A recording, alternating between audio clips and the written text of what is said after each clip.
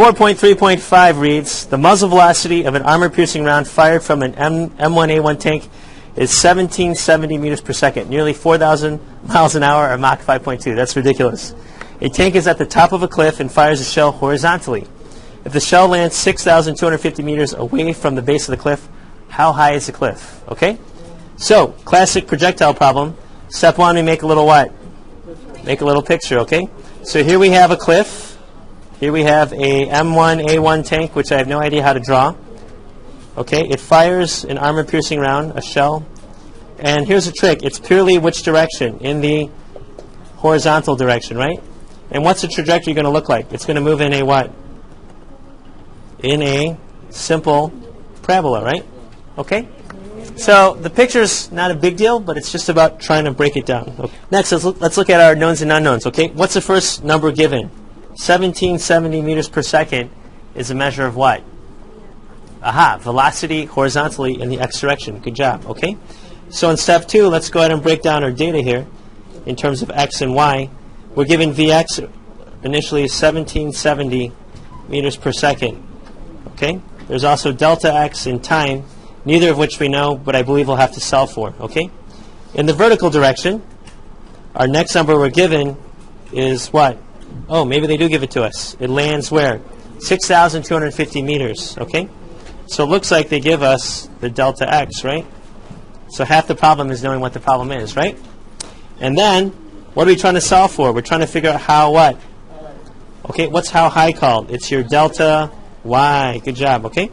So delta y's are unknown. What are other knowns and unknowns? What's acceleration?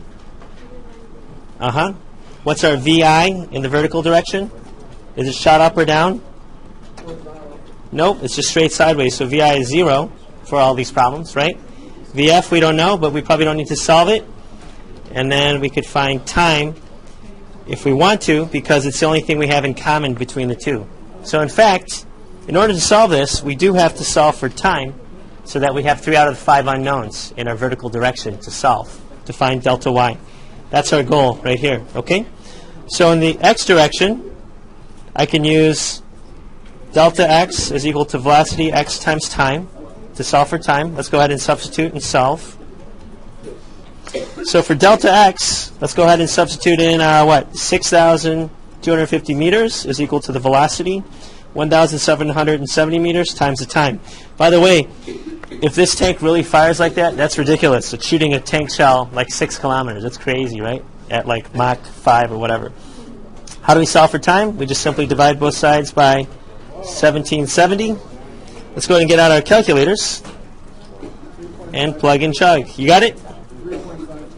Okay, yeah, 6250 over 1770. Keep a couple sig figs. We'll do 3.53 for a time. Now that we know time, we can find delta y. Which equation will work good? Okay, yeah, let's use the Galileo one. Delta y, number 3, is equal to VIT plus 1/2 AT squared. We're trying to find delta y. Initial velocity 0. 1/2 9.8 times 3.53 seconds squared. Let's go ahead and plug and chug now, right? And you do it, I'll race you. I do 0.5 times 9.8. Oh. Times 3.53. Square that. And technically the whole thing's negative, right? Negative 61.05. 61.1 is good enough, okay? Meters is my final unit. So the delta y is negative because the tank shell falls that far, okay? But if it asks for how tall the cliff is, which I believe is what the question asks, then you should give it as a positive number, okay? So in other words, when you solve using what we've been doing, call down, down, negative, negative, but answer what the question asks. If it asks for speed, there is no positive or negative signs. It's an absolute value, right? It's just a scalar quantity. If it's height, same thing. Okay, but if it asks for change in a displacement, then you should give it as a vector quantity. So in summary, to solve any horizontal projectile problem, 2 tricks. Trick number 1, separate the x and y so you can track the 8 knowns and unknowns. Okay?